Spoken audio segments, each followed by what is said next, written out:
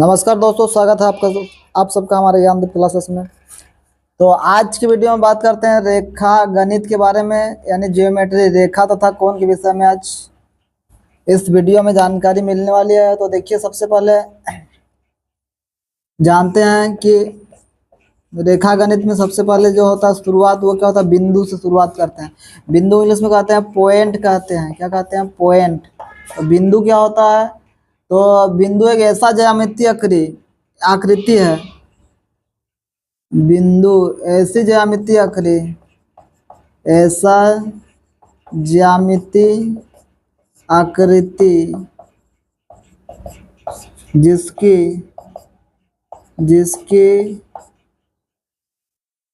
न तो लंबाई चौड़ाई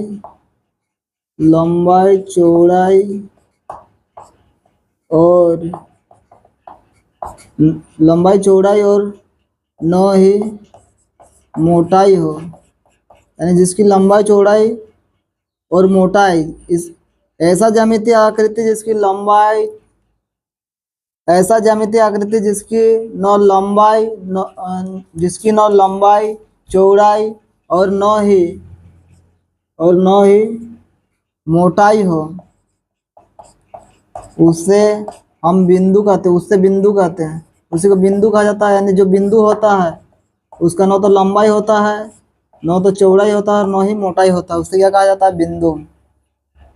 तो बिंदु के बारे में समझ गए हैं। अब बात करते हैं रेखा के बारे में। रेखा क्या होता है, रेखा को इंग्लिश में कहा जाता है लाइन। रेखा जो होता है उसको इंग्लिश में कहते हैं लाइन। तो रेखा क्या होता है, तो ये ऐसा ज्यामितीय आकृति है जिसकी दोनों अंत बिंदु अनिश्चित हो, जिसकी दोनों अंत बिंदु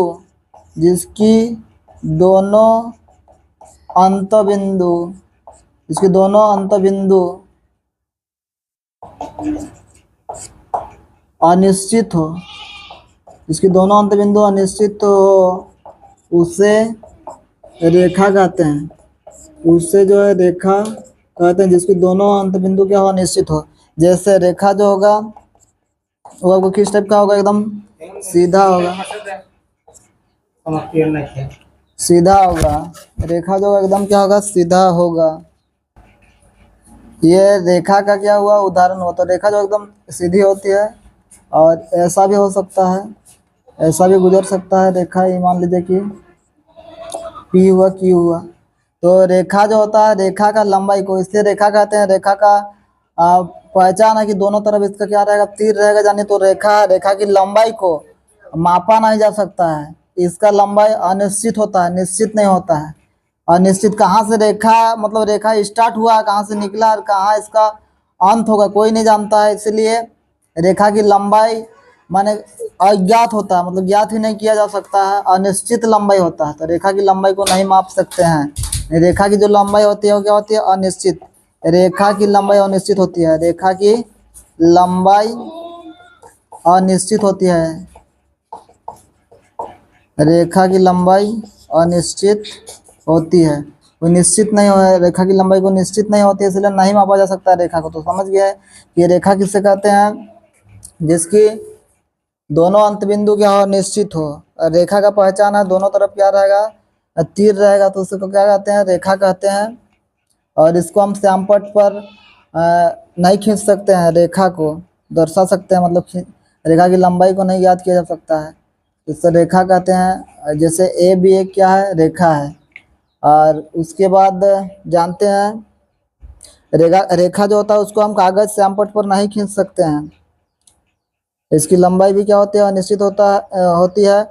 अब बात करते हैं दोनों अंत बिंदु, कहाँ से रेखा, मतलब अंत बिंदु का मतलब तो कहाँ से स्टार्ट हुआ है और कहाँ इसका अंत होगा, ये ज्ञात नहीं होता। कहाँ से स्टार्ट हुआ ये भी पता नहीं रहता, कहाँ जाके अंत होगा। तो अब जानते हैं किरण के बारे में। किरण क्या होता है, किरण को इंग्लिश में कहते हैं रे। किरण जो होता है उसको इंग्लिश में कहा जाता है रे, कहते हैं रे। तो किरण क्या होता है, जिसकी एक बिंदु निश्चित हो, जिसका एक बिंदु निश्चित निश्चित, जिसका एक बिंदु निश्चित हो तथा दूसरा जिसका एक अंत बिंदु निश्चित हो, जिसका एक अंत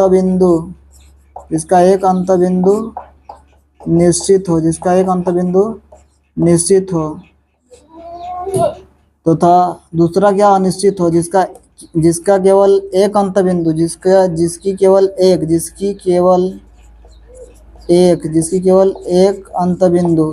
एक अंत बिंदु निश्चित हो, उसे किरण कहते हैं। उसे जो है किरण कहा जाता है, इंग्लिश में कहते हैं रे, किरण कहते हैं। एक अंत बिंदु क्या होगा, निश्चित होगा। जैसे मान लीजिए कि इस प्रकार से, यानी कहाँ से यह किरण निकला है वो ज्ञात होगा। जैसे ए और मान लीजिए कि ये बी हो गया, तो ये बी क्या हुआ, किरण हुआ। यहाँ से पता चल रहा है कि एक अंत बिंदु निश्चित करने का मतलब हुआ कि कहाँ से वह निकला है। तो यहाँ से निकला है, जिधर जा रहा है, इसकी लंबाई उधर कहाँ तक गया है किसी को ज्ञात नहीं होता है।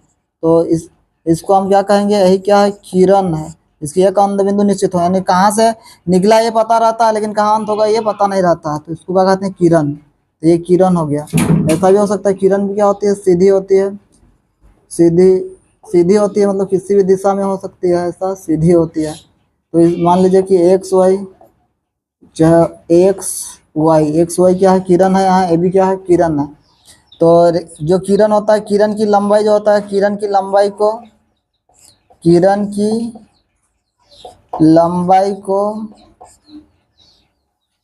मापा नहीं जा सकता। किरण की लंबाई को भी मापा नहीं जा सकता है। क्यों नहीं माप सकते हैं किरण की लंबाई को और रेखा की लंबाई को, क्योंकि मूड़िये पता नहीं रहता। दोनों मूड़ी रहेगा तब ना, किसी का मूड़ी अगर नहीं रहेगा, मान लीजिए एक ठो मूड़ी और एक ठो मूड़िये नहीं मिल रहा है, तो मूड़ी नहीं मिलेगा तो किसी चीज को माप सकते हैं। अपना भाषा में हम लोग बोलते हैं मूड़ी। तो मूड़ी ही नहीं रहेगा, एक ठो मूड़ी रहेगा, दूसरा मूड़ी मिलबे नहीं करेगा। कोई चीज का मूड़ी रहेगा, दोनों तरफ मूड़ी रहेगा, तभी क्या किया जा सकता है, किसी चीज को मापा जा सकता है। तो एक ठो मूड़ी ज्ञात रहता है, दूसरा मूड़िये नहीं मिलता है, इस कारण किरण को भी नहीं माप सकते हैं। और रेखा का तो दोनों तरफ मूड़िये नहीं होता है। किसी का यदि मूड़िये नहीं रहेगा, कोई भी चीज है उसका मूड़िये नहीं रहेगा, दोनों छोर ही नहीं रहेगा, दोनों छोर नहीं रहता, मतलब एक छोर ज्ञात होता है, एक छोर रहता है इसका किरण का, अब दूसरा छोर पता ही नहीं रहता। तो दोनों छोर होना चाहिए, तभी किसी चीज की लंबाई को मापा जा सकता है। एक ही छोर होता है, मतलब एक ही मूड़ी होता है इसमें, किरण में। और रेखा में तो दोनों मूड़िये नहीं होता, दोनों मतलब छोरे नहीं होता है। आप बात करते हैं, इसको भी श्यामपट्ट कागज पर नहीं, श्यामपट्ट कागज पर इसको भी हम लोग नहीं खींच सकते हैं किरण को।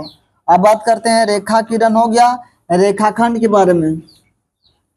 रेखा किरण, उसके बाद रेखाखंड किसको कहते हैं, रेखाखंड किरण को इंग्लिश में रे कहते हैं। रेखाखंड जो होता है, रेखाखंड को इंग्लिश में कहा जाता है लाइन सेगमेंट।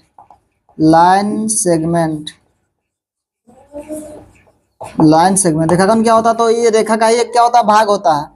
रेखा का ही एक क्या होता है, टुकड़ा होता है रेखाखंड। तो रेखा का ही एक टुकड़ा को नाम है रेखाखंड, जिसको इंग्लिश में लाइन सेगमेंट कहा जाता है। जिसकी दोनों अंत बिंदु निश्चित हो, जिसकी दोनों अंत बिंदु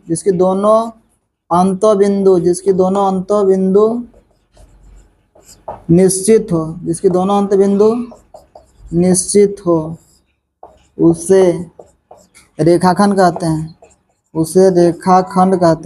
जिसकी दोनों अंत बिंदु निश्चित हो, उसे रेखाखंड कहते हैं। रेखाखंड जो होता है उसका क्या होता है, दोनों अंत बिंदु निश्चित होता है। जैसे रेखाखंड को अगर दर्शाना चाहे तो रेखाखंड इस प्रकार से होगा। रेखाखंड का पहचान है कि दोनों क्या रहेगा, इसका मूड़ी रहेगा, मतलब दोनों छोर पता रहेगा। किसी चीज का दोनों छोर, कोई भी वस्तु हो उसका दोनों पता रहेगा, दोनों छोर, तभी उसको माप सकते हैं। मान लीजिए कि ये आपका ST क्या है, रेखाखंड है, कुछ भी नाम दे सकते हैं रेखाखंड का। और ऐसा भी हो सकता है ये P और ये क्या Q रेखाखंड है, तो ये रेखाखंड हो गया। तो रेखाखंड को माप सकते हैं, क्योंकि इसका दोनों छोर पता रहता है। मान लीजिए कि रेखाखंड की लंबाई 5 सेंटीमीटर है, इसको 7 सेंटीमीटर मापेंगे तो 7 है, तो रेखाखंड की लंबाई जो होता है उसको निश्चित होता है, इसलिए माप सकते हैं। निश्चित होता है, इसका दोनों अंत बिंदु निश्चित होता है, दोनों अंत बिंदु यानी दोनों छोर जो होता है निश्चित होता है, मतलब पता होता है, इसलिए इसको मापा जा सकता है। और रेखा किरण का दोनों जो छोर होता है वो पता नहीं रहने के कारण नहीं मापा जा सकता है रेखा किरण को, लेकिन रेखाखंड को माप सकते हैं, दोनों छेद ज्ञात होता है। तो समझ में आ गया होगा आप लोग को, रेखा किसको कहते हैं, रेखाखंड किसको कहते हैं, किरण किसको कहते हैं, रेखा किसको कहते हैं। फिर एक बार हम समझा देना चाहेंगे रेखा किरण रेखाखंड के बारे में, डाउट है तो देखिए। रेखा का पहचान है रेखा की कि दोनों तरफ इसका क्या रहेगा, आपका तीर रहेगा, दोनों तरफ तीर रहेगा तो ये क्या है, रेखा है। दोनों तरफ तीर है तो क्या है, रेखा है। और एक तरफ तीर रहेगा, एक तरफ बिंदु रहेगा, एक तरफ क्या रहेगा, तीर रहेगा, तो ये आपका हो, ये रेखा हुआ, और ये आपका रेखा हो गया, ये रेखा नाम तो यहाँ लिखते हैं, चलिए रेखा हुआ, ये किरण कहलाएगा, एक तरफ तीर रहेगा। और दोनों साइड में आपका ऐसा बिंदु रहेगा तो ये कहलाएगा रेखाखंड। तो ये तीनों क्या है, रेखा किरण और क्या है, रेखाखंड। रेखा किरण और क्या है, रेखाखंड। तो चलिए फिर आगे बढ़ते हैं। रेखा किरण रेखाखंड के बारे में समझ गया, इसको हम इसकी लंबाई को माप सकते हैं, रेखाखंड की लंबाई को मापा जा सकता है। रेखाखंड की लंबाई को मापा जा सकता है, तो रेखाखंड की जो लंबाई होती है उसको माप सकते हैं, मापा जा सकता है। रेखाखंड की लंबाई को मापा जा सकता है, रेखाखंड की लंबाई को हम लोग माप सकते हैं। तो चलिए फिर आगे बढ़ते हैं। ये तो रेखा किरण रेखाखंड हो गया। अब फिर आगे बात करते हैं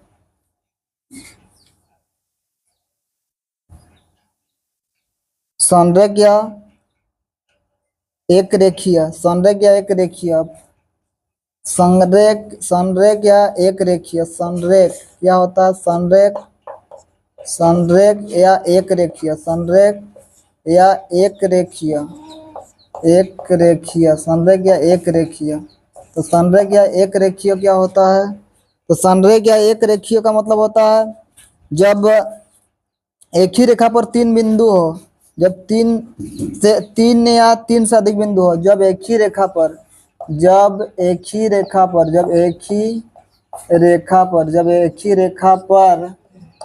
तीन या तीन से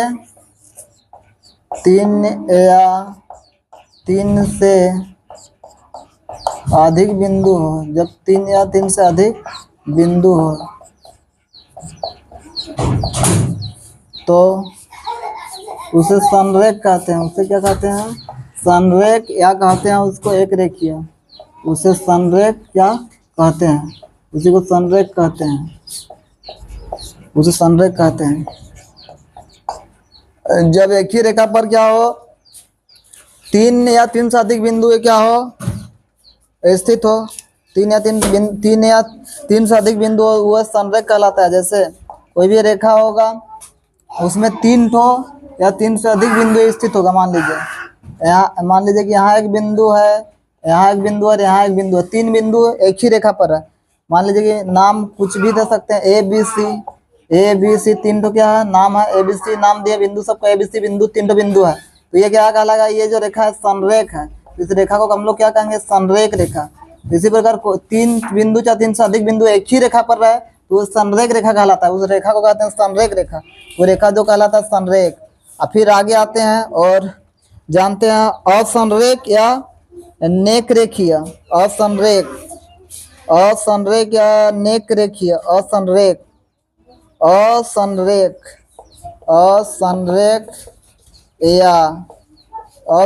या नेक रेखीय। असंरेख या नेक रेखीय क्या होता है, तो तीन या तीन से अधिक बिंदु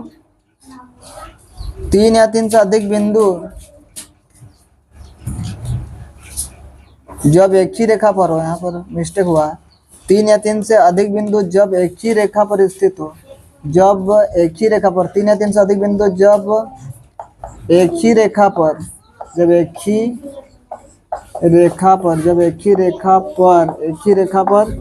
स्थित हो तो उसी को संरेख कहते हैं, स्थित हो। जब एक ही रेखा पर स्थित हो वो संरेख कहलाता है। असंरेख या नेक रेखीय का कहलाता है असंरेख। तो ये रेखा जो संरेख है, संरेख हो गया। असंरेख या नेक रेखीय जब तीन बिंदु हैं अलग अलग जगह पर, जब तीन या तीन से अधिक बिंदु हैं एक ही रेखा पर स्थित न हो, जब तीन या तीन से, जब तीन से अधिक बिंदु हैं, जब तीन या तीन से अधिक बिंदु हैं एक ही रेखा पर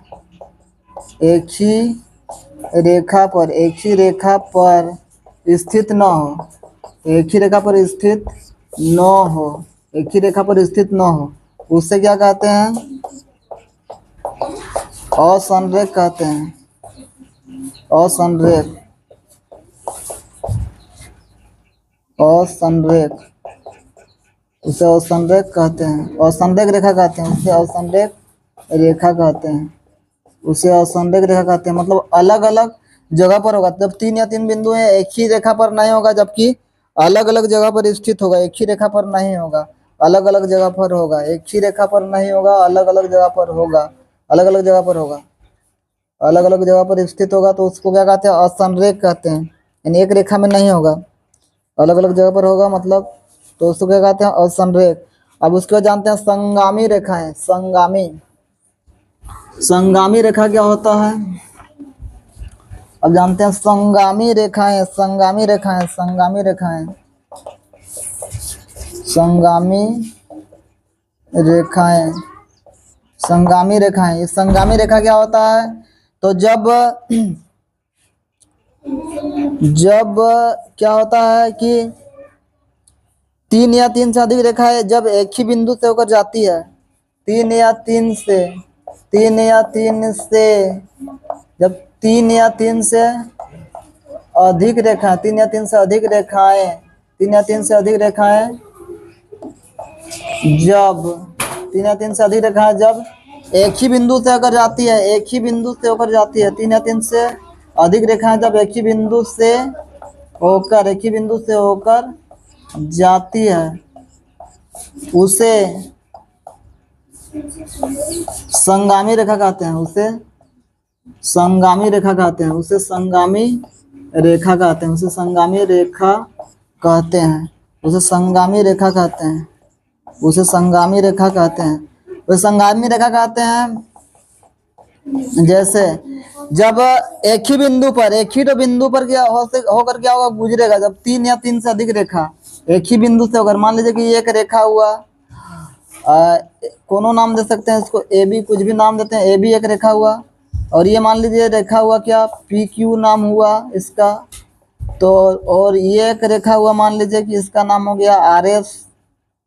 तो जब देखिए यहाँ पर एक ही बिंदु एक ही है जहां से गुजर रहा है, तीनों रेखाएं एक ही बिंदु से तो गुजर रहा है, एक ही तो बिंदु से गुजर रहा है। देखिए पी और क्यू जो है, यहाँ पर कोई बिंदु मान लीजिए कि ओ है, इसी से होकर क्या गुजर रहा है।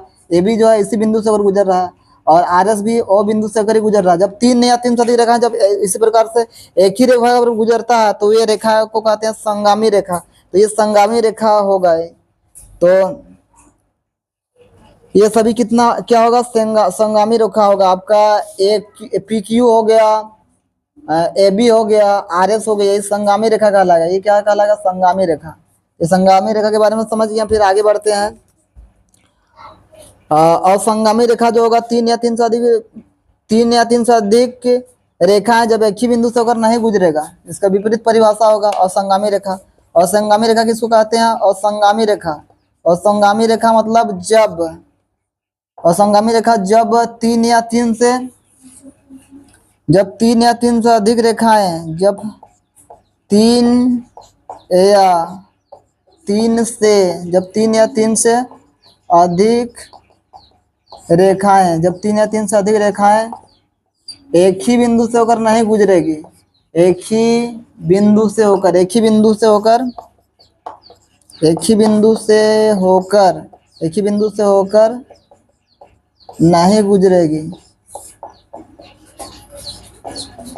नहीं गुजरेगी, उसे असंगामी रेखा कहते हैं, उसे असंगामी रेखा कहते हैं, उसे असंगामी रेखा कहते हैं। तो ये असंगामी रेखा कहलाएगा, असंगामी रेखा कहते हैं, उसे असंगामी रेखा कहते हैं जब एक ही बिंदु से होकर तीन या तीन से अधिक रेखाएं जब नहीं गुजरेगी तो वो असंगामी रेखा होगा। जैसे मान लीजिए कि एक रेखा हुआ ए बी हुआ, ये एक रेखा हुआ आपका ए बी हो गया, ये ए बी, ये पी क्यू हुआ, P Q, A B P Q हो गया ये रेखा सब। और मान लीजिए कि आर एस हो गया, ये आर एस हो गया। इस टाइप से एक ही बिंदु से होकर नहीं गुजर रहा। देखिए आपका दो ही तो रेखा एक ही बिंदु से होकर गुजर रहा है, ए बी और पी क्यू। आर एस तो देखिए दूसरे जगह से गुजर रहा है। तो इस टाइप से जब अलग जगह से गुजरेगा, जब तीन रेखाएं एक ही बिंदु से होकर नहीं गुजरे तो ये असंगामी रेखा कहलाएगा। ठीक है, आगे बढ़ते हैं और देखिए फिर रेखा के बारे में जानते हैं। और होता है कि आपका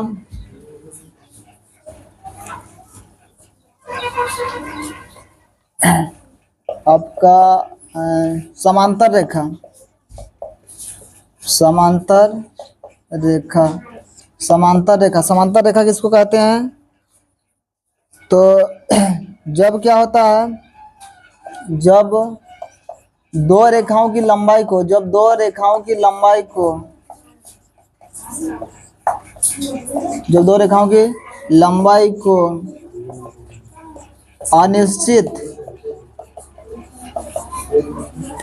अनिश्चित बढ़ाया जाए,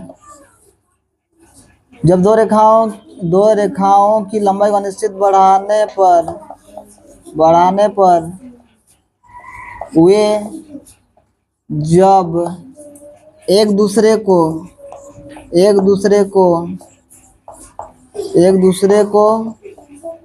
कभी भी प्रतिच्छेद नहीं करे। प्रतिच्छेद मतलब होता है नहीं काटे। जब दो रेखाओं की लंबाई को निश्चित बढ़ाने पर जब एक दूसरे को कभी भी प्रतिच्छेद न करे उसे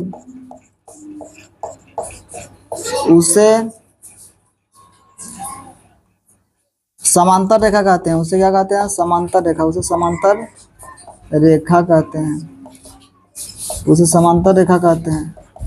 दो रेखाओं की लंबाई को इस प्रकार बढ़ाया जाए, अनिश्चित बढ़ाया जाए, उसकी लंबाई को अनिश्चित बढ़ाया जाए, और कितनों बढ़ाने से दोनों की लंबाई को वो एक दूसरे को कभी भी नहीं काटेगा, तो जानिए वो क्या कहलाएगा? समांतर रेखा। जैसे ये दोनों रेखा है, तो देखिए कितनों भी दोनों की लंबाई को बढ़ाएंगे तो ये कभी भी एक दूसरे को ऐसा काटेगा नहीं, एक दूसरे को इस तरह से आपका नहीं काटेगा। कितनों लंबाई बढ़ाने से ऐसा काटेगा नहीं दोनों एक दूसरे को, तो इसलिए क्या कहलाएगा? समांतर रेखा। ये किसको क्या कहेंगे? समांतर रेखा। इस रेखा को नाम दे देते हैं, चलिए ए बी नाम हुआ ए बी, और इस रेखा का नाम है पी क्यू। तो ए बी और पी क्यू क्या है? दोनों इक्वल है। समांतर का मतलब होता है इक्वल, दोनों समांतर है, कभी एक दूसरे को नहीं काटेगा। तो इसको अगर लिखा जाए तो क्या लिख सकते हैं? ए बी समांतर चिन्ह ऐसा होता है, ए बी समांतर क्या पी क्यू, ये दोनों रेखा एक दूसरे में क्या समांतर है। और समांतर रेखा में प्रत्येक बिंदु की दूरी जो होता है वह प्रत्येक स्थान पर एक ही होता है, समान होता है। मान लीजिए कि ये 5 मीटर की दूरी पर दोनों एक दूसरे का है, तो हर प्रत्येक बिंदु पर क्या होगा? 5 मीटर की दूरी पर होगा, ये फिक्स है। तो ये समांतर रेखा हो गया। फिर आप जानते हैं फिर लंब रेखा, समांतर रेखा, उसके बाद जानते हैं क्या लंब रेखा क्या होता है। लंब रेखा किससे कहते हैं? तो लंब रेखा क्या होता है? देखिए जब किसी किरण में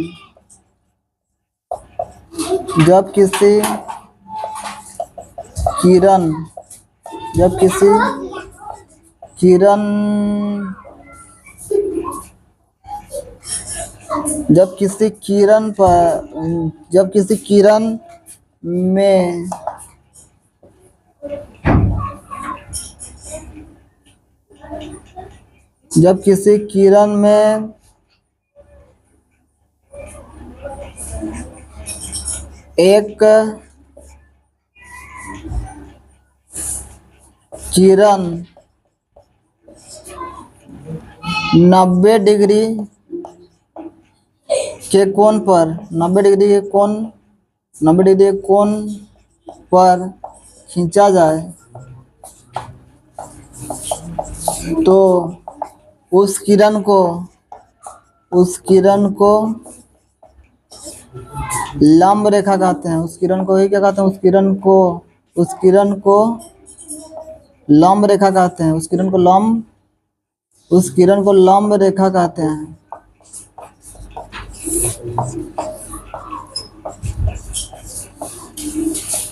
उस किरण को ही क्या कहते हैं? लंब रेखा। तो ये लंब रेखा कहलाएगा, उसी किरण को लंब रेखा कहते हैं। जैसे मान लीजिए कि दो किरण है, दो किरण जब किसी किरण में जब दो किरण में जब किसी दो किरण में जब किसी दो किरण में हाँ होगा दो किरण में जब किसी दो किरण में एक किरण 90 डिग्री के कोण पर क्या किया जाता है? खींचा जाता है। तो उस कोण को ही लंब रेखा कहते हैं। जैसे मान लीजिए कि दो किरण है आपका, ये किरण दो ठो किरण है, ये मान लीजिए कि इधर एक ठो मुँह किया, इधर एक मुँह किया है, दो किरण हो गया। जैसे तो ये रेखा का लगा, लेकिन इधर एक मुँह किया है, दो ठो किरण है यहाँ पर ज्वाइंट है, दो किरण है। तो यहाँ पर दो किरण है और एक क्या किया जाता है? बीच में क्या किया जाता है? और एक किरण खींचा जाता है। तो और एक किरण खींचा जाता है कितना डिग्री के एंगल पर? 90 डिग्री के एंगल पर। और दोनों कोण क्या होगा? संलग्न कोण आगे बताएंगे। तो ये दोनों कोण क्या होगा? संलग्न कोण। जब एक ही बिंदु जब एक ही रेखा पर दो कोण बने और दोनों के लिए एक रेखा समान और दूसरा रेखा अलग अलग हो तो उसको क्या कहते हैं? संलग्न कोण। तो यहाँ संलग्न कोण बोल रहा है, तो ये जो है आपका लंब है, इस रेखा को लंब रेखा कहेंगे। इसका नाम मान लीजिए कि ये दोनों किरण का नाम है AB है, और ये जो लंब डाले यहाँ पर मान लीजिए कि एक इस किरण का नाम है OP मान लीजिए है, OP है। तो इसको इस प्रकार से लिखेंगे कि AB रेखा बोलिए चाहे किरण बोलिए, AB रेखा पर लंब है, AB रेखा पर लंब है। कौन AB रेखा पर लंब है? AB रेखा बोले चाहे दो किरण इधर से बोलिए, यहाँ से एक किरण इधर से एक किरण है, चाहे एक रेखा बोलिए, ये एक रेखा AB रेखा पर एक क्या है? किरण। AB रेखा पर एक क्या है? किरण है, जिसका नाम क्या है? OP। वो क्या है? लंब है, OP। तो AB रेखा पर OP क्या है? लंब है। तो ये लंब रेखा कहलाता है, इसको कहते हैं लंब रेखा। ये लंब हो गया, लंब रेखा। अब रेखा से संबंधित जितने टाइप का होता है रेखा वो बता दिया। आप जानते हैं कोण के बारे में। तो कोण क्या होता है जानते हैं? कोण, तो कोण को इंग्लिश में कहते हैं एंगल। तो कोण के विषय में जानते हैं, कोण को कहते हैं एंगल। तो कोण क्या होता है? तो कोण का मतलब झुकाव। तो जो दो रेखाखंड किसी बिंदु पर मिलते हैं तो उसमें झुकाव उत्पन्न होता है। जब दो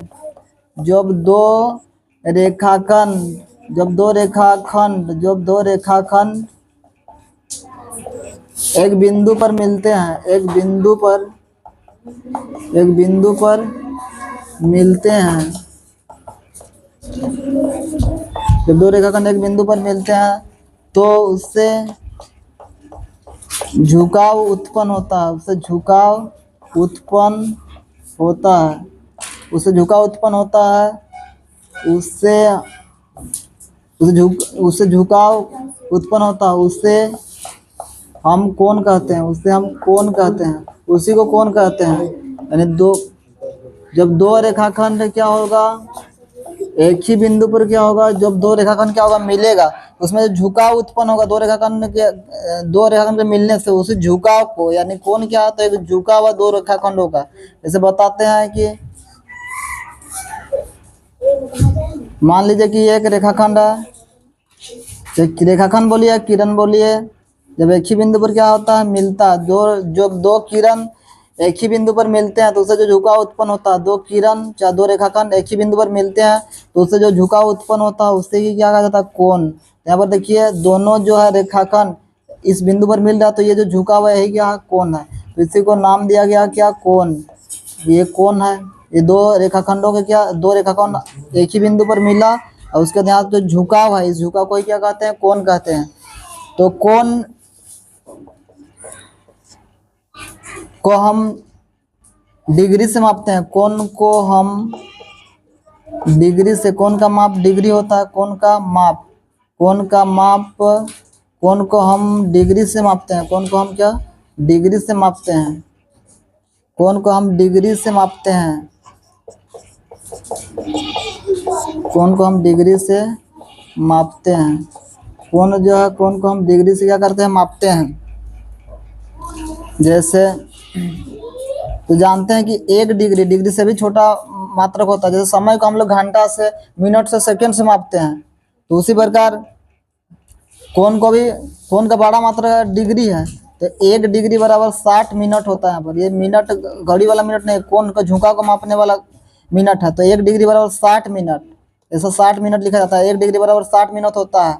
और 1 मिनट बराबर 60 नहीं, मिनट में 1 ठो होगा, यानी 60 मिनट 1 ठो कोमा होगा। 1 डिग्री बराबर 60 मिनट, ये मिनट होता है। 1 डिग्री बराबर 60 मिनट, ये कोण का झुकाव का मापने का, समय को मापने का नहीं है। और 1 मिनट बराबर होता है 60 सेकंड। 1 मिनट बराबर क्या होता है, 60 सेकंड। जिस प्रकार घड़ी में होता है उसी प्रकार यहाँ कोण में भी क्या होता है, झुकाव का मापने का होता है। 1 मिनट बराबर 60 सेकंड, 1 डिग्री बराबर 60 मिनट होता है। तो आप जानते हैं कोण किसे कहते हैं, समझ में आ गया होगा। अब कोणों के प्रकार के बारे में जानते हैं। कोणों के क्या प्रकार, कोणों के प्रकार।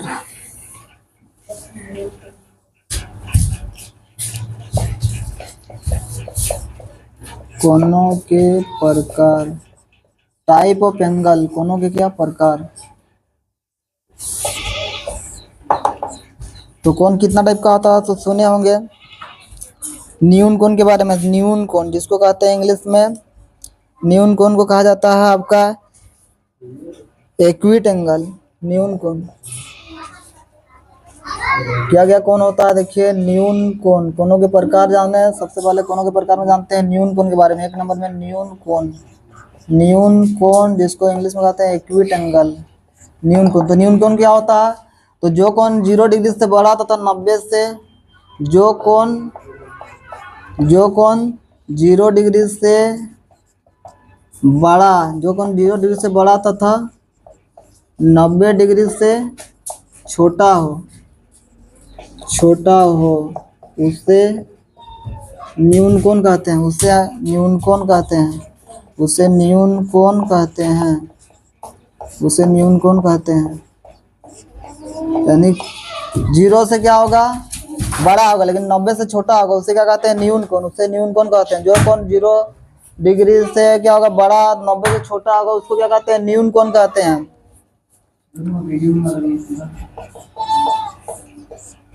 जैसे कोई भी कोण ले लेते हैं, 0 और 90 का बीच का, मान लीजिए 10 डिग्री, 15 डिग्री, कुछ भी लीजिए, 0 से बड़ा होना चाहिए कोण। और 75 डिग्री, यहाँ तक कि आपका 89 डिग्री भी ले सकते हैं। 90 से कम होना चाहिए, 0 से अधिक होना चाहिए। तो आपका क्या होगा, ये सब क्या है, न्यून कोण का उदाहरण है।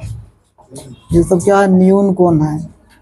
तो न्यून कोण अगर दिखाना चाहें किस प्रकार से होगा न्यून कोण, तो ये न्यून कोण इस प्रकार से बनेगा, क्योंकि सीधा में क्या होता है, समकोण होता है, तो इधर झुका हुआ होना चाहिए। इधर झुकेगा तो 90 डिग्री सीधा में होता है, इधर 90 डिग्री से इधर झुकेगा तो क्या होगा, अधिक कोण चला जाएगा। तो हमेशा क्या होना चाहिए, इस साइड झुकना चाहिए। ये जो बराबरी है बीच में जो 90 डिग्री होता है, उसके इधर झुका हुआ होना चाहिए। ये रेखाखंड है। ये जो कोण बनाने के लिए 2 रेखाखंड होना चाहिए। तो जो दूसरा जो रेखाखंड होता है, क्षैतिज के समांतर वाला रेखाखंड है, दूसरा रेखाखंड, तो वो क्या होना चाहिए आपका, बराबरी से बीचों बीच से इधर झुका होना चाहिए। जितना भी जब बीचों बीच से इधर झुका हुआ कोण होगा, वो सब न्यून कोण होगा। जब भी सीधा से इधर जितना भी झुका हुआ ऐसा रहेगा, वो न्यून कोण कहलाएगा। तो एक न्यून कोण का उदाहरण, मान लीजिए इसका कोण का मापे नहीं, लेकिन मानते हैं कि ये कोण जो है वो मान लीजिए 60 डिग्री है, 60 डिग्री। तो इस प्रकार से क्या होगा, न्यून कोण होगा। 60 डिग्री, 70 डिग्री, 10 डिग्री, 15 डिग्री, जितना 90 से क्या कम और 0 से अधिक न्यून कोण कहलाएगा। आप जानते हैं न्यून कोण के बाद समकोण के बारे में। दूसरा जो होता है समकोण, समकोण, समकोण जिसको इंग्लिश में कहते हैं राइट एंगल।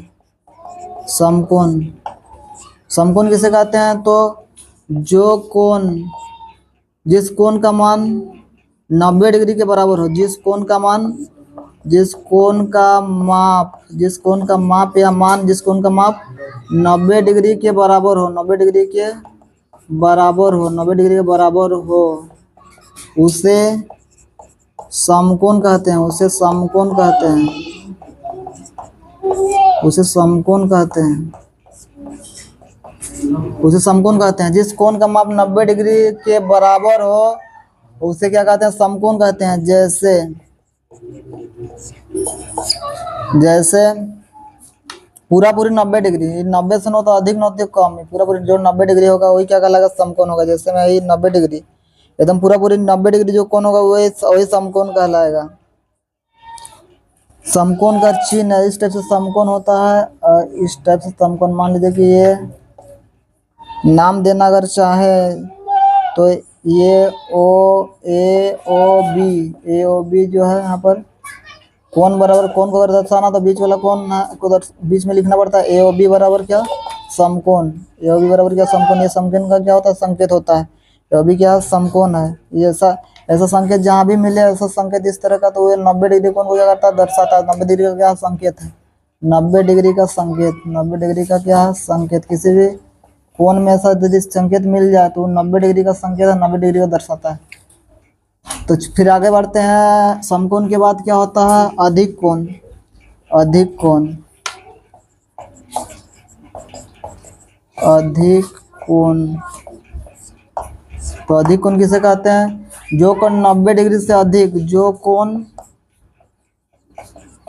90 डिग्री से अधिक, 90 डिग्री से अधिक, 90 डिग्री से अधिक तथा 180 डिग्री से कम हो, 180 डिग्री से कम हो, उसे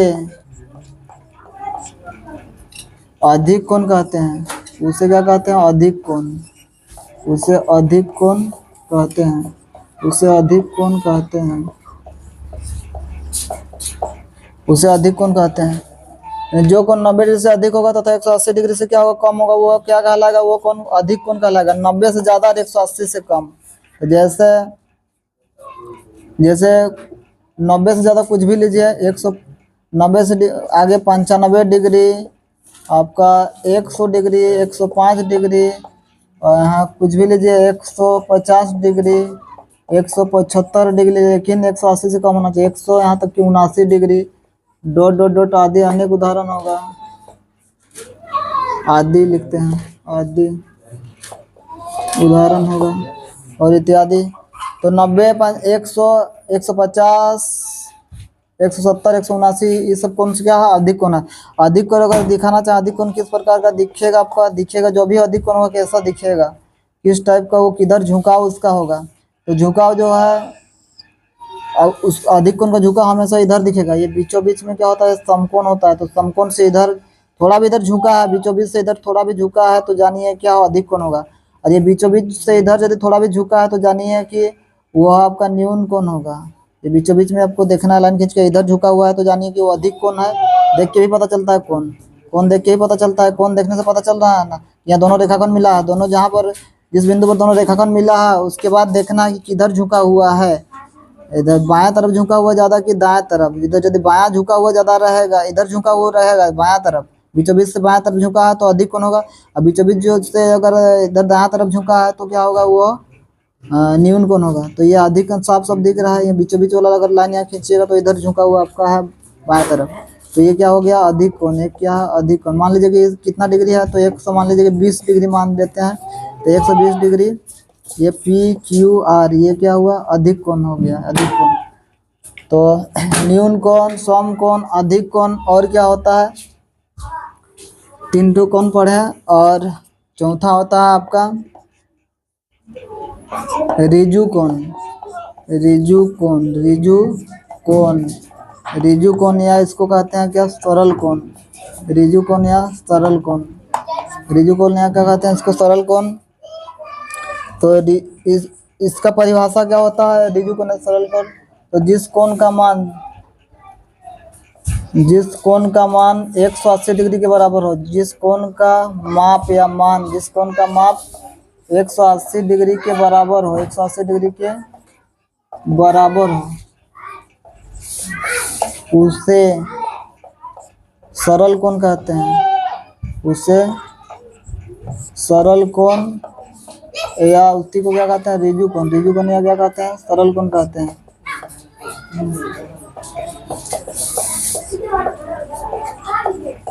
रिजु कोण या क्या कहते हैं? सरल कोण। उसके बाद फिर जानते हैं अगला कि अगला कोण क्या होता है। तो और होता है आपका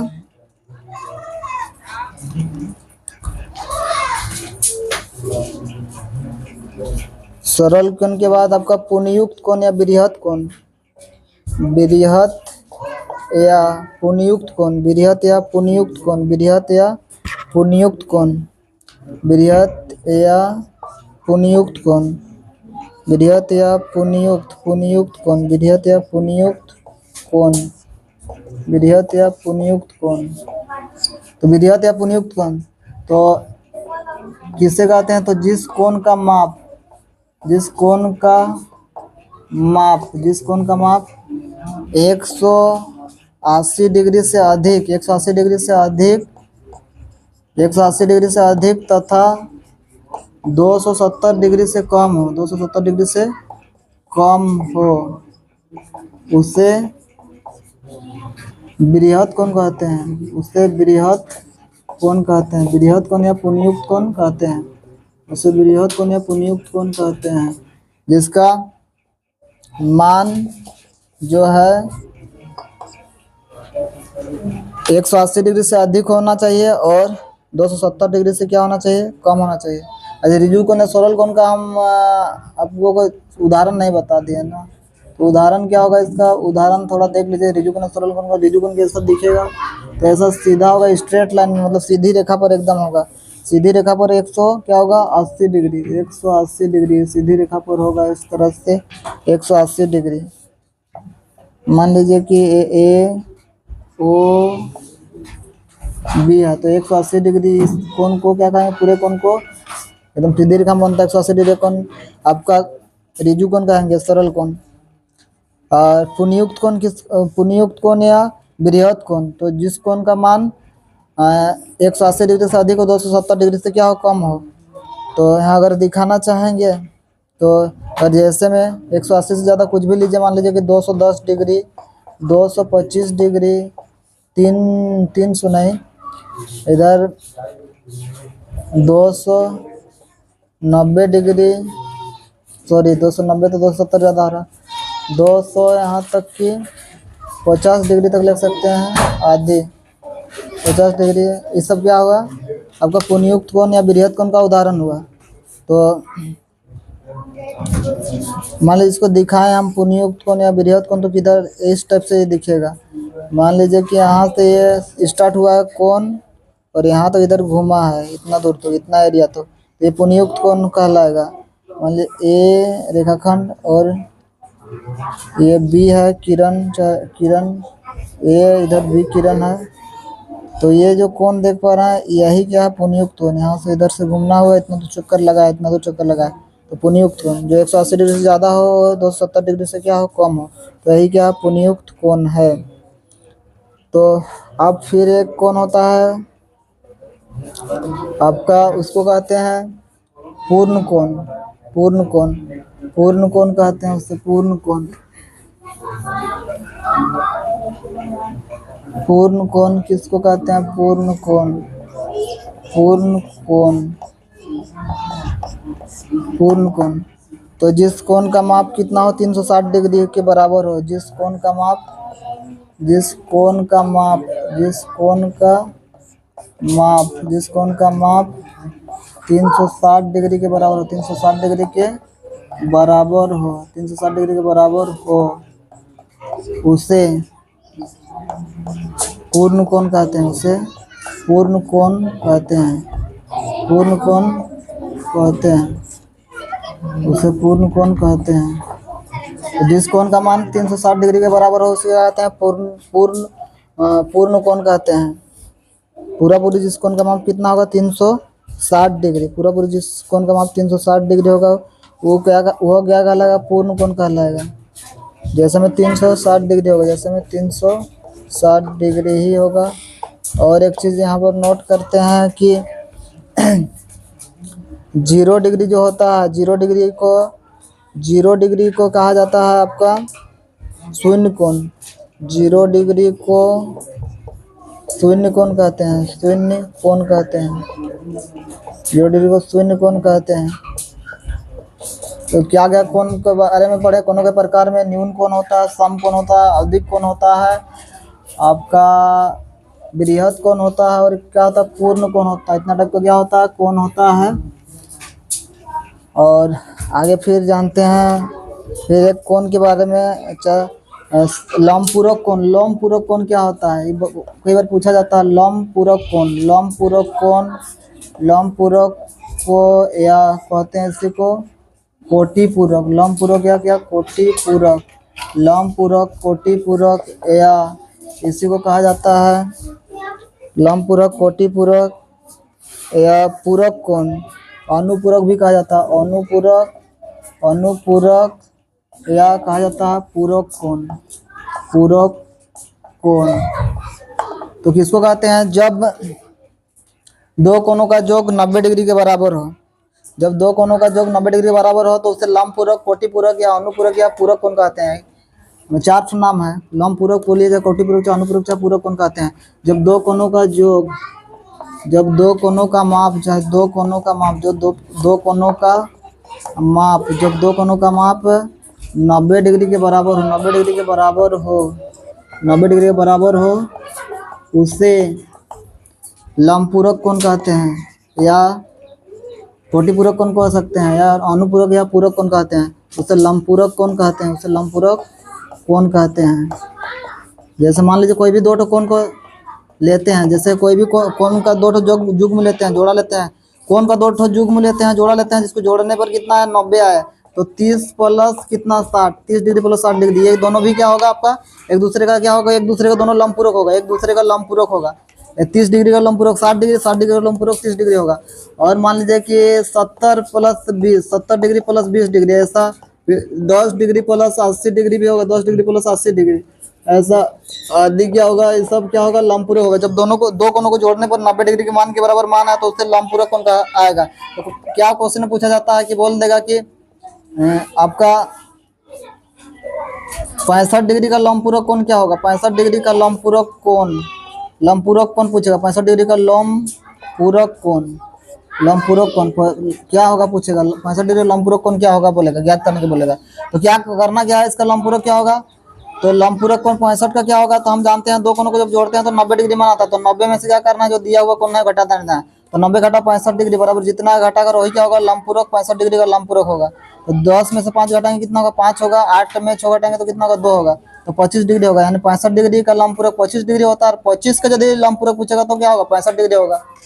तो ये लंबपूरक कोण या कोटिपूरक कोण या उसी को कहते हैं अनुपूरक कोण कहा जाता है या अनुपूरक कोण कहा जाता है। अब लंबपूरक कोण हो गया, आप जानते हैं समपूरक कोण के बारे में। समपूरक कोण, समपूरक कोण किसे कहते हैं, समपूरक कोण, समपूरक कोण। तो जब दो कोणों को जोड़ने पर कितना माना है, जब दो कोणों का योग 180 डिग्री हो, जब दो कोणों का योग, जब दो कोणों का योग, जब दो कोणों का योग 180 डिग्री के बराबर हो, 180 डिग्री के बराबर हो, बराबर हो, 180 डिग्री के बराबर हो, तो वे एक दूसरे के संपूरक कोण कहलाएंगे। तो वे एक दूसरे के संपूरक होंगे, बराबर हो, तो बराबर हो तो वे एक दूसरे के संपूरक कोण कहलाएंगे, एक दूसरे के संपूरक होंगे, चाहे एक दूसरे के संपूरक कोण होंगे, तो एक दूसरे के संपूरक कोण होंगे, एक दूसरे के संपूरक कोण होगा, एक दूसरे का संपूरक कोण होगा। जब दो कोणों को जोड़ने पर कितना डिग्री आया 180 डिग्री, तो वे जो दोनों कोण होगा एक दूसरे का क्या होगा संपूरक होगा। जैसे जैसे मान लीजिए कि 120 डिग्री प्लस 60 डिग्री, ये दोनों युग्म दोनों क्या होगा संपूरक होगा, 120 डिग्री प्लस 60 डिग्री। फिर मान लीजिए कि 140 डिग्री और प्लस 40 डिग्री, दोनों को जोड़ के 180 आना चाहिए, तो दोनों क्या होगा संपूरक होगा। फिर 100 degree plus 80 degree, 100 degree plus 80 degree, ये क्या कहलाएगा संपूरक होगा एक दूसरे का। तो संपूरक कोण कहलाएगा ये आदि। तो ये एक दूसरे के ये युग्म एक दूसरे के युग्म क्या होगा संपूरक। जैसे 120 डिग्री का संपूरक बोलेगा तो 120 में कितना मिलाएंगे तो 180 होगा, 60 मिलाएंगे तो ये 120 का संपूरक 60 डिग्री होगा, 60 डिग्री का संपूरक बोलेगा तो क्या होगा 180 डिग्री। मान लीजिए कोई भी कोण का संपूरक बोलेगा तो 180 में घटा देना है। मान लीजिए कि बोलेगा 30 डिग्री का संपूरक क्या होगा, 30 डिग्री का संपूरक कोण, तो 30 डिग्री का संपूरक पूछेगा, 30 डिग्री का संपूरक कोण ज्ञात करें। कोण क्या होगा 30 डिग्री समपूरक। तो क्या करेंगे, जब दोनों कोनों को जोड़ने से 180 डिग्री होता है तो कुल 180 में से क्या करेंगे, दिया हुआ कोण को घटाना है। 180 में से दिया हुआ कोण को घटाना है तो क्या निकलेगा, समपूरक। तो 180 घटा गया 30 डिग्री, तो 180 में 30 घटाएंगे तो कितना होगा, 10 में 0 घटाएंगे 0, 18 में 3 घटाएंगे तो इधर कितना होगा 18, 18 8 में 3 घटाएंगे 5 होगा, 15 होगा, तो 150 डिग्री। यानी 130 डिग्री का समपूरक 100 क्या होता है, 50 डिग्री होता है। ये समपूरक कोण कहलाता है। चलिए समझ में आ गया समपूरक कोण, लंबपूरक कोण अब जानते हैं।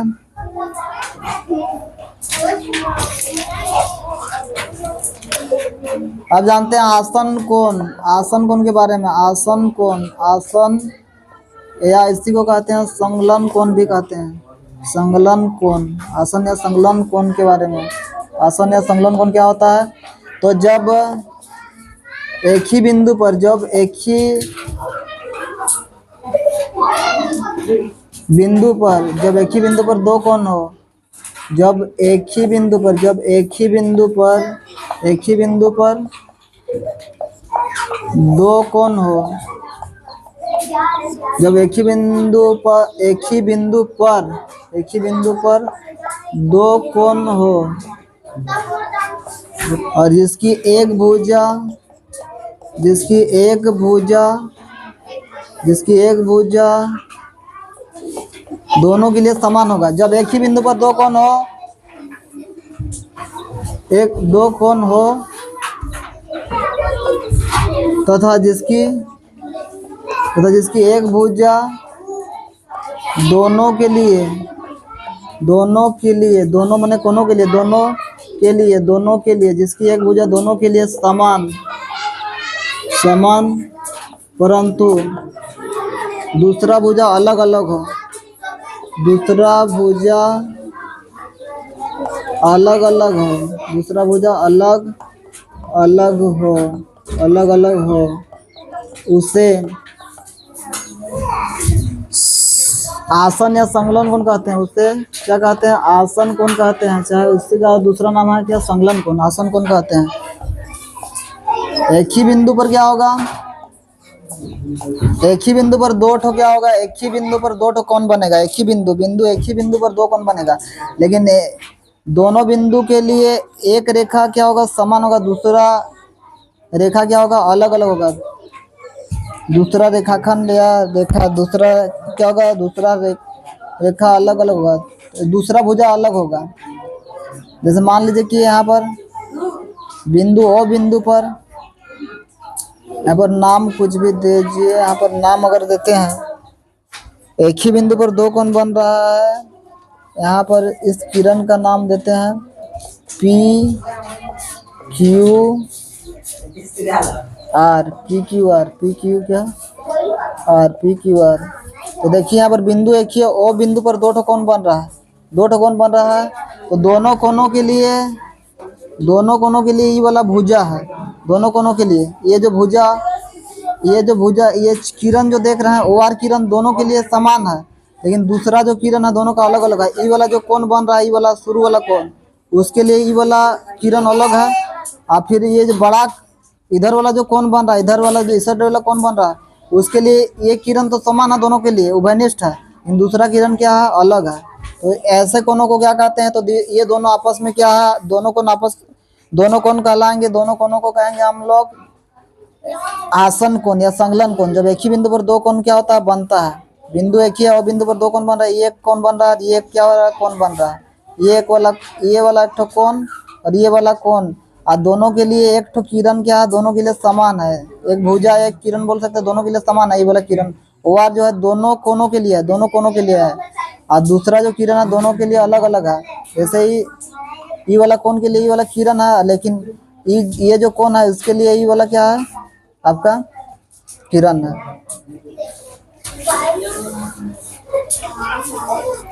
अरे नहीं नहीं, बीच वाला, अच्छा ई वाला, अच्छा ई वाला जो किरण है, ये जो वाला किरण दोनों के लिए समान है। बीच वाला किरण दोनों के लिए समान है। इस ई वाला कोण के लिए भी समान है और ई वाला कोण के लिए समान है। सॉरी, ये ओ आर नहीं, ओ आर नहीं, ओ आर नहीं, ये उभयनिष्ठ है, ये बीच वाला उभयनिष्ठ है, दोनों के लिए ये बॉर्डर का काम कर रहा है। तो ऐसे कोणों को कहते हैं संलग्न कोण। तो यहाँ संलग्न कोण कौन होगा, संलग्न कोण कौन कौन सा कोण संलग्न होगा, तो आपका यहाँ पर जहाँ कोण बन रहा है, दो कोण, तो पी ओ क्यू, कोण क्या, पी यहाँ कोण बन रहा है यहाँ पर इस बिंदु पर, यहाँ पर पी ओ क्या क्यू, पी ओ क्यू तथा आपका होगा संलग्न यहाँ पर आर ओ, चाहे Q O R, Q O R, Q O R संलग्न कोण है, क्यू ओ आर क्या संलग्न कोण है, ये दोनों कोण क्या संलग्न कोण है। इसे संलग्न कोण कहते हैं जब एक ही बिंदु पर दो कोण बने और दोनों के लिए एक भुजा समान लेकिन दूसरा भुजा अलग अलग हो, तो उसे संलग्न कोण कहते हैं। आप जानते हैं शीर्षाभिमुख कोण, शीर्षाभिमुख कोण, शीर्षाभिमुख कोण, शीर्षाभिमुख, शीर्षाभिमुख, शीर्षाभिमुख या क्या कहते हैं इसको, सम्मुख कोण, शीर्षाभिमुख या क्या सम्मुख कोण, शीर्षाभिमुख या सम्मुख कोण किसे कहा जाता है, जब दो रेखा किसी बिंदु पर प्रतिच्छेद करती हो, जब दो रेखाएं किसी बिंदु पर प्रतिच्छेद करती हो, जब दो रेखाएं किसी बिंदु पर प्रतिच्छेद करती हो, लोग काटती हो दो रेखाएं आपस में किसी भी बिंदु पर, जब दो रेखाएं किसी बिंदु पर प्रतिच्छेद करती हो तो बने आमने सामने के कोण, तो बने आमने सामने के कोण, तो बने आमने सामने, तो बने आमने सामने के कोणों को, तो बने आमने सामने के कोणों को शीर्षाभिमुख कोण कहते हैं, शीर्षाभिमुख कोण कहते हैं, शीर्षाभिमुख कोण कहते हैं। तो बने आमने सामने कोणों को शीर्षाभिमुख कोण कहते हैं, तो शीर्षाभिमुख कोण कहते हैं, तो आमने सामने के बने कोण को शीर्षाभिमुख कोण कहते हैं। जब क्या होगा, दो रेखा किसी भी कोई भी बिंदु पर प्रतिच्छेद करके काटेगा और काटने के बाद जो कोण बनेगा, तो वो दोनों कोण काटने के बाद जो कोण बनेगा वो कोण सब जो आमने सामने का कोण होगा वो शीर्षाभिमुख कोण कहलाएगा। मान लीजिए कि ये एक रेखा है और ये एक रेखा है, इस रेखा का नाम मान लीजिए कि एक्स वाई है इस रेखा का नाम, और इसका नाम है आपका ए बी नाम है, मान लीजिए कि ए बी इस रेखा का नाम है, ए बी, एक तो रेखा का नाम एक्स वाई, इसका नाम ए बी है। तो ए बी रेखा और एक्स वाई रेखा, चाहे एक्स वाई रेखा या ए बी रेखा पर किस बिंदु पर, मान लीजिए कि यहाँ ओ बिंदु पर क्या हो रहा है, काट रहे हैं, यहाँ पर क्या कर रहा है, काटान हो रहा है, दोनों क्या हो रहा है, एक दूसरे को प्रतिच्छेद कर रहे हैं, काट रहे हैं, प्रतिच्छेद मतलब काटना होता है। तो बने जब दो रेखाएं किसी बिंदु पर प्रतिच्छेद करने के बाद बने आमने सामने के कोण को क्या कहते हैं, शीर्षाभिमुख कोण या सम्मुख कोण। तो ये और ये कोण क्या होगा, बराबर होगा, सम्मुख होगा। सम्मुख कोण हमेशा क्या होता है, बराबर होता है। तो ये जो कोण दिख रहा है और ये जो कोण है एक दूसरे का क्या होगा, बराबर है। इधर जो कोण दिख रहा है इसका मुहामुही वाला, ठीक इसका मुहामुही में है, तो मुहामुही वाला को क्या होता है, सम्मुख। ये दोनों मुहामुही है, तो ये कोण और ये कोण जो है, ये कोण और ये कोण दोनों क्या है, सम्मुख है, और इधर ये कोण और ये कोण क्या है, सम्मुख है, ये सम्मुख कोण कहलाएगा। तो यहाँ पर बोल सकते हैं कि एक्स ओ बी, कोण एक्स ओ बी का सम्मुख है ए ओ वाई, और कोण एक्स ओ ए का सम्मुख है बी ओ वाई।